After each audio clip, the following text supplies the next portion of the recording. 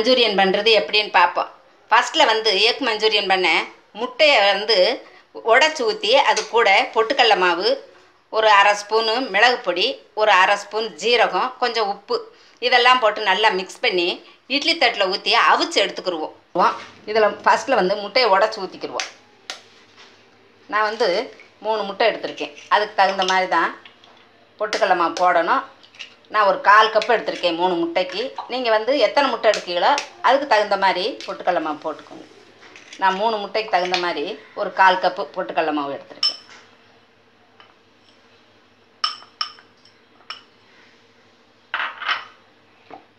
ஒரு அரை ஸ்பூனு மிளகுத்தூள் சும்மா 1-2 உடச்சி வச்சுக்கோங்க. கொஞ்சம் ஜீரகம், அரை ஸ்பூன் ஜீரகம், இதோட தேவையான அளவு உப்பு. நல்லா இதை மிக்ஸ் பண்ணி நம்ம இட்லி தட்டில் வச்சு அவிய வச்சு எடுத்துக்கிடுவோம்.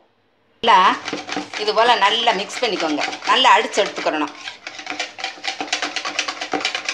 கொஞ்சம் நேரம் நல்லா அடிச்சிடணும். அடித்தாச்சு, அடித்தது போதும். இப்போ இதை வச்சுட்டு ஒரு இட்லி தட்டில் கொஞ்சம் எண்ணெய் தடவிக்குவோம்.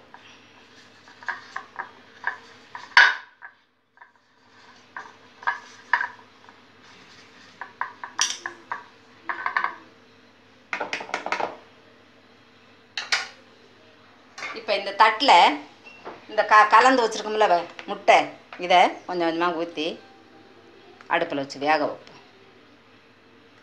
இட்லி பாத்திரத்தில் வச்சு நல்லா வேக வச்சு இட்லி மாதிரி வேக வச்சு எடுத்துக்கிடுவோம்.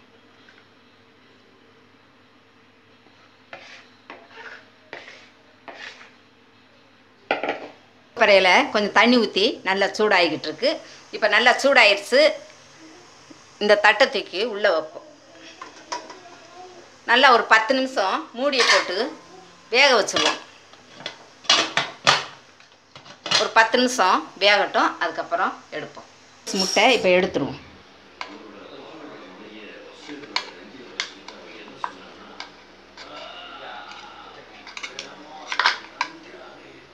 எடுத்து இப்படி ஒரு இதில் போட்டு வச்சுக்கணும்.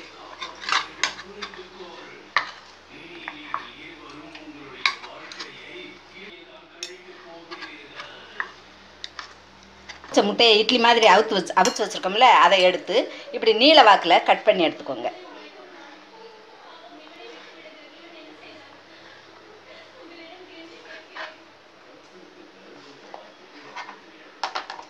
எடுத்து இப்படி போட்டுக்கணும். இதே மாதிரி எல்லாத்தையும் நீல வாக்கில் கட் பண்ணி எடுத்துக்கணும்.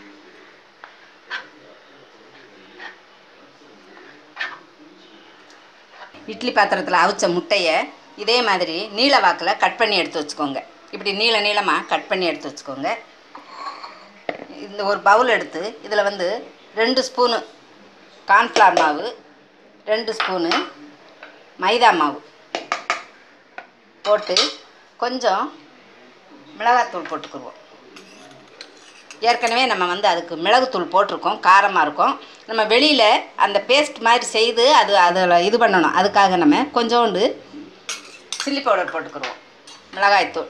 இதில் வந்து கொஞ்சம் உப்பு போட்டுக்கிடுவோம். அதில் உப்பு போட்டிருக்கேன் ஏற்கனவே. இதில் கொஞ்சம் இதுக்கு வேண்டிய உப்பை போட்டுக்கிடுவோம். இப்போ வந்து இதை கொஞ்சம் தண்ணி விட்டு கரைச்சி எடுத்துக்கிடுவோம் பேஸ்ட் மாதிரி. வந்து பேஸ்ட் ரெடி ஆயிடுச்சு.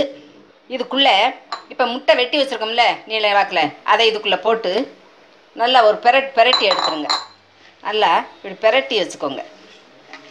நல்லா இப்படி விரவிடுங்க. நல்லா இப்படி பெரட்டி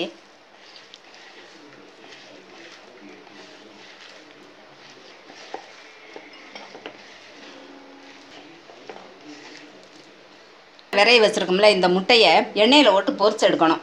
அதுக்காக நான் எண்ணெயை அடுப்பில் வச்சுருக்கேன். இந்த எண்ணெய் சூடாகட்டும். இந்த முட்டையை போட்டு பொரிச்சு எடுத்துக்கிடுவோம். பாருங்கள், எண்ணெய் சூடாயிடுச்சு. இப்போ முட்டையை போட்டு பொரிச்சு எடுப்போம்.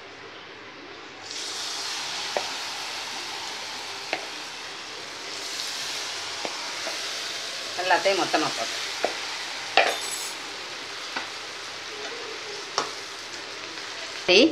முட்டையை போட்டு பொரிச்சு எடுத்துக்கிடுவோம். செவக்க வெந்துருச்சு. இப்போ நம்ம வந்து எடுத்துருவோம். மாதிரி எண்ணெயில் போட்டு பொரிச்சு எடுத்துக்கோங்க. பொரிச்சு எடுத்ததுக்கப்புறம் இப்போ கடாயை அடுப்பில் வச்சுருக்கேன். இதில் வந்து நம்ம கொஞ்சம் எண்ணெய் விட்டுக்குருவோம். இந்த பொரிச்ச எண்ணெயிலேயே கொஞ்சம் எடுத்து இதில் ஊற்றிக்கோங்க.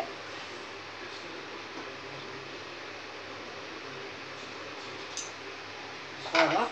இப்போ வந்து நம்ம அடுத்து வந்து வெங்காயம், சுடு எண்ணெய் தான், அதனால் நான் உடனே போட்டேன். சூடாக இருக்குது, எண்ணெய் சூடாக இருக்குது. கொஞ்சம் வதங்கட்டும். அதுக்கப்புறம் நம்ம குடமிளகாய் நறுக்கி வச்சுருக்கேன், குடமிளகாய் போடுவோம். நல்லா வதங்கிடுச்சு. இப்போ வந்து கொஞ்சம் துருவி வச்சுருக்கேன் பூண்டு, கொஞ்சம் இஞ்சி போட்டுக்கிறோம். இது கொஞ்சம் நேரம் கிண்டி விட்டு ஒரு ரெண்டு பெரட்டி விட்டுக்கோங்க. கொஞ்சம் இந்த பச்சை வாடை போகட்டும். இப்போ வந்து நம்ம குடமிளகாய் போடணும். குடமிளகாய் அவ்வளோ எரிப்பு இருக்காது, அதனால் ஒரு குடமிளகாய் போட்டிருக்கேன். இப்படி பொடுசாக கட் பண்ணி கொஞ்சம் போட்டுக்கோங்க. இதுக்கு வந்து கொஞ்சம் சால்ட் போட்டுக்குவோம். நான் அதுக்கெல்லாம் சால்ட் போட்டுட்டேன். இப்போ வந்து இதுக்கு வேண்டிய சால்ட்டை தனியாக போட்டுக்குவோம்.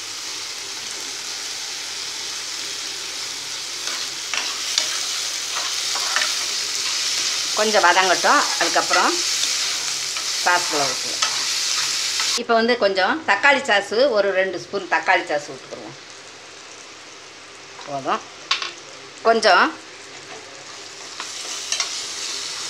சில்லி சாஸ் கொஞ்சம் விட்டுக்குருவோம்.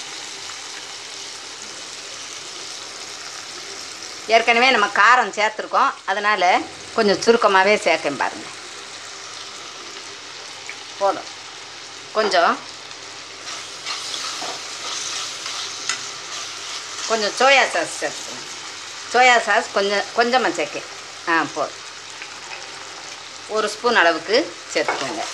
நான் வந்து முட்டை வந்து 3 முட்டை தான், அதனால் நான் சுருக்கமாக சேர்த்துருக்கேன். நீங்கள் எவ்வளோ முட்டை எடுக்கிறீங்களோ அதுக்கு தகுந்த மாதிரி சேர்த்துக்கோங்க. இந்த ஸ்டேஜில் இந்த முட்டை இருக்குல்ல, பொரிச்ச முட்டை, இதையும் போட்டு நல்லா பெரட்டி விட்டு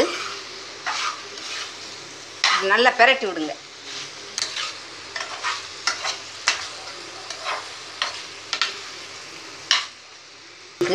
எக் மஞ்சூரியன் ரெடி ஆயிடுச்சு. லாஸ்ட்டாக வந்து நம்ம கொஞ்சம் வெங்காயத்தாள் தூவி இறக்கிடலாம். கொஞ்சம் வெங்காயத்தாள் தூவி இறக்கிடுவோம். இப்படி ஒரு பெரட்டி இறக்கிடுவோம்.